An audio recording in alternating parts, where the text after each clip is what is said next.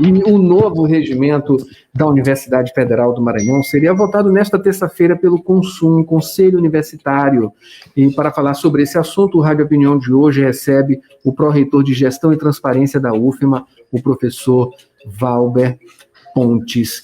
Professor, bom dia. Acho que você está escutando a gente aqui pelo StreamYard. Enfim, estou sim. Vamos começar falando sobre o que aconteceu nas últimas horas, não é isso? Um certo impedimento para que esse novo regimento ele seja aprovado, enfim, discutido aqui, que seria hoje essa reunião do Consum, não é isso? O que aconteceu? O que provavelmente aconteceu para que essa reunião não acontecesse hoje? Bom dia, professor. Bom dia, Adalberto. Nós ainda não fomos intimados, tá, dessa decisão, então eu não tenho como lhe dizer precisamente o que ela estabelece, né? O que nós tivemos conhecimento foi pelas redes sociais, né, que todos já têm conhecimento. Hoje a comunicação ela é muito rápida pelas redes, né? Mas a priori nós não temos essa intimação em mãos para avaliar. Aparentemente, uma associação, né, que inclusive tem assento no nosso Conselho Universitário, entrou com uma demanda judicial para impedir a realização da sessão. Mesmo tendo espaço para dialogar, né, com o Conselho, com a reitoria, ela optou, né, por tirar a autonomia do Conselho em deliberar a continuidade desse processo, avaliar as relações e judicializar. Embora isso tenha acontecido, Adalberto, tá? Ontem à tarde, por volta das 16 horas, o professor Natalino, como presidente do Conselho, tá? Após ouvir, né, os conselheiros, né, que entraram em contato, diretores de centro, que são conselheiros, pela sua experiência e pelo seu bom senso, ele entendeu por suspender essa sessão, né, para que alguns pontos pudessem ser aprofundados, esclarecidos, né, e que os centros pudessem, né, discutir com as suas bases, né, com os seus colegiados, e aprofundar e compreender.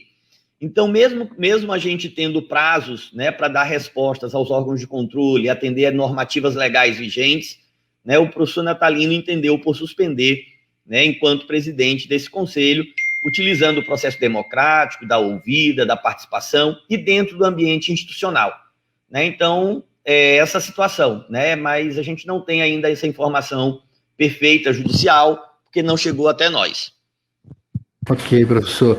A gente, obviamente, tem que perguntar, né? Já que houve aí essa manifestação da Pruma, né? Que é uma das representantes dos professores aqui na Universidade Federal do Maranhão, justamente falando sobre a falta dessa consulta, digamos assim, né? Para que tenha ocorrido de uma informação, né? Enfim, de uma série de informações muito importantes e decisões muito importantes também, já ter acontecido isso, né? Enfim, a gente tem a questão da pandemia, pode ter sido dificultado pela pandemia, enfim, essa coisa, esse processo, ele não aconteceu a priori de uma maneira ideal, enfim, como eles mesmos dizem, enfim, e ele vai acontecer agora, né? A gente tem que fazer a pergunta óbvia, né? Por que não foi feito antes? Certo. Adalberto, o que nós temos, tá? O que eu posso te dizer, primeiramente, você utilizou o termo novo estatuto e novo regimento, né? E ele não é um novo estatuto, ele não é um novo regimento, tá? Seria a mesma coisa que eu dizer que ao realizar uma emenda constitucional para atualizar a Constituição Federal, né, ou para incluir ou excluir alguma coisa que não atende mais aos anseios da sociedade, eu estou fazendo uma nova Constituição, tá? Então, o primeiro ponto que é fundamental é esse, tá? Nós não estamos trabalhando um novo estatuto e um novo regimento. O tempo muda, a sociedade muda, a instituição muda, as normas mudam. Então, se fez necessário que se fizesse um levantamento, né, normativo do que a norma nos leva a realizar, tá? Então, essa proposta, né, de revisão e consolidação do estatuto e do regimento, ela decorre de uma série de ações, tá? Nós temos pelo menos 2 acórdãos do TCU que recomendam essa atualização, e aí ele não fala em estatuto novo, tá? Ele fala em atualização do estatuto. E nós temos o decreto 10.139, que fala da necessidade, né, de revisão e consolidação das normas desses órgãos executivos onde nós estamos inseridos. Então, nós temos uma necessidade legal de realizar esse ato. Então, foi feito um levantamento com base na legalidade, trazendo a necessidade de ajustes com base nessa integração e harmonização normativa, para que isso fosse trazido, né, ou para que esse estatuto pudesse acompanhar a realidade, né, tanto da gestão pública federal, quanto das normas vigentes. Para você ter uma ideia, tá, a gente tem a curricularização da extensão, a gente tem o marco legal da ciência e tecnologia, que afetam diretamente a universidade, né, mas nós temos limitações em executar para poder realizar, inclusive na captação de recursos junto a ministérios, porque nós temos lacunas legais, porque a época que esse estatuto foi realizado, e essas normas não existiam, tá? Então, o que foi trazido, tá, é apenas ajustes legais com relação à mudança. Embora a gente possa não concordar com alguma norma que foi estabelecida pelo Congresso Nacional ou pelo Executivo Federal, a nós cabe cumprir. É uma questão de hierarquia de normas, né? E se nós não cumprirmos, nós podemos sofrer penalizações. E quando eu falo em sofrer penalizações, Adalberto, não é necessariamente ser punidos, mas nós podemos perder oportunidades de participar de editais de concessão de recursos para a pesquisa, para o ensino, para a extensão. Então, cabe a nós, enquanto gestão, pensar o futuro da instituição e não esperar os fatos acontecerem para a gente trabalhar reativamente. Né? Gestão pública se faz planejada, dentro de uma legalidade, né, e de uma forma proativa. Professor, quais essas principais alterações? Você falou aí nessas questões relacionadas em, provavelmente, editais, participação, enfim, uma maior capilarização das ações da universidade, enfim. O que mudaria, né, os principais fatores, pontos, não é isso, nevrálgicos aí que teriam alguma alteração? Alguns pontos importantes, tá, Adalberto, seria exatamente a inclusão da inovação, do empreendedorismo e da internacionalização nas nossas normas estatutárias e regimentais, tá? Porque são elementos que hoje, inclusive, perpassam pelos nossos processos avaliativos. Nós estamos perdendo pontos porque isso ainda não está institucionalizado, tá? A institucionalização do ensino à distância.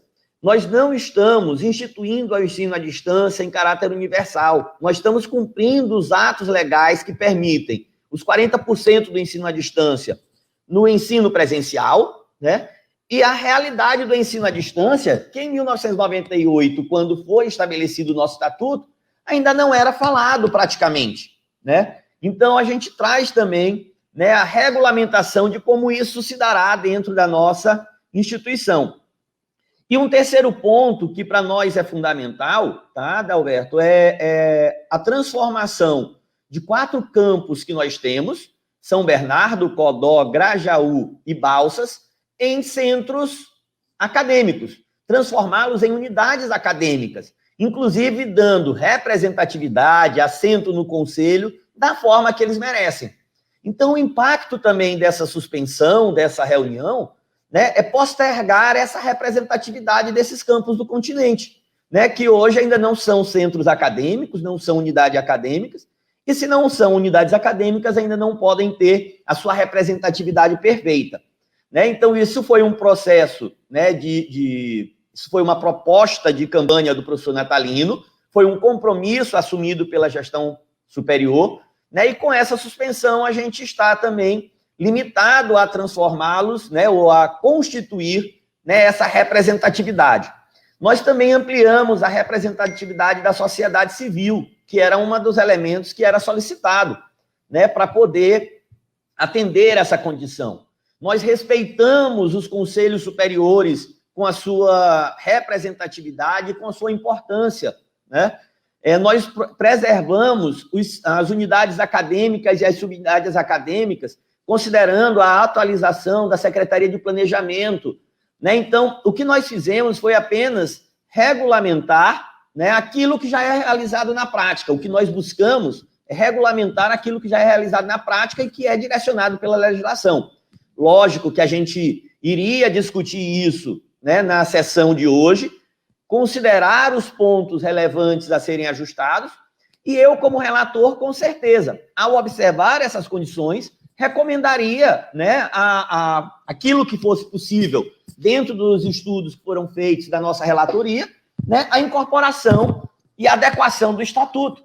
Alguns desses pontos já tinham chegado a nós por meio de alguns conselheiros, né, e nós já tínhamos alinhado, nós já tínhamos avaliado, né, e já estávamos conscientes da necessidade desses ajustes, e isso é que se faz num processo democrático, Adalberto, né, é escutar, discutir, conversar, né. Então, é importante também que a gente compreenda que narrativas foram criadas, né, criando os vários factoides, né, que estamos privatizando, que estamos acabando com estruturas, que estamos tirando representatividade, e as pessoas não tinham ainda nem lido o documento, né, e falsas verdades já estavam divulgadas, né, para a gente não chamar de fake news, né, vamos lá de falsas verdades, né, para que isso fosse constituído. Então, o nosso papel é exatamente demonstrar a necessidade e a relevância disso, não para a administração, mas para a instituição, né, para que essa instituição que tem mais, né, que foi constituída em 1966, né, mais de 50 anos, já vai completar seus 55 anos, ela tenha a sua representatividade e ela tenha o seu papel democrático e de desenvolvimento resguardado. Maravilha, professor. Para a gente finalizar, qual a expectativa, então, agora, com o cancelamento dessa reunião que aconteceria hoje? Enfim, esse processo, ele se reinicia, digamos, enfim, qual a expectativa agora?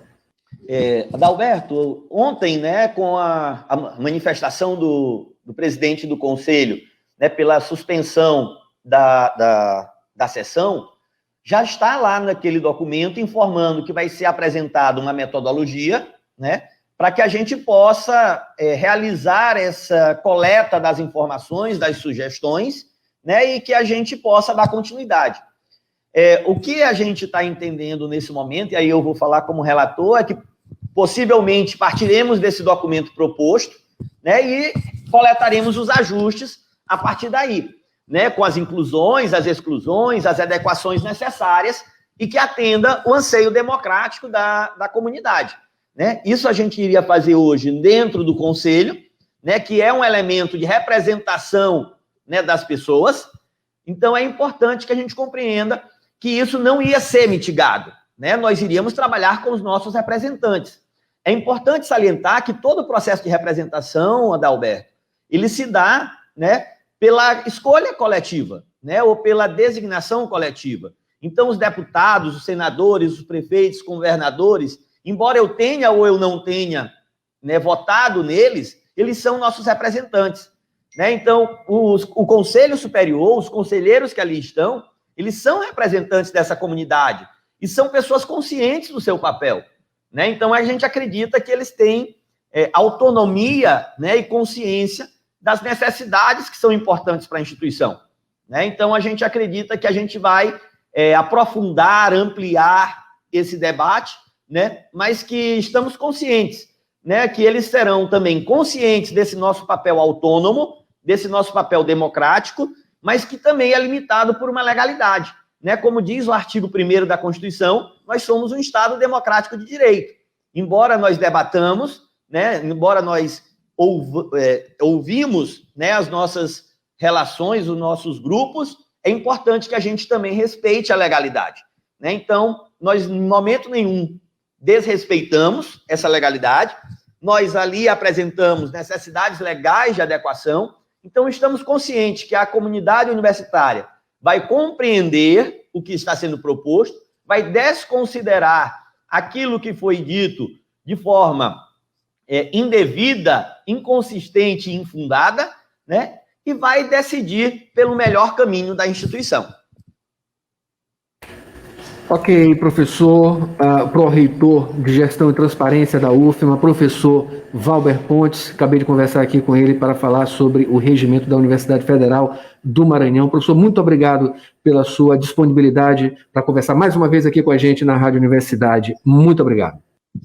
Obrigado, Adalberto. E precisando, a gente está aqui à disposição para colocar novas posições, outras ações e de esclarecer dúvidas. Tá? O nosso papel é esse. É deixar clara a informação, né, de forma responsável e conscienciosa.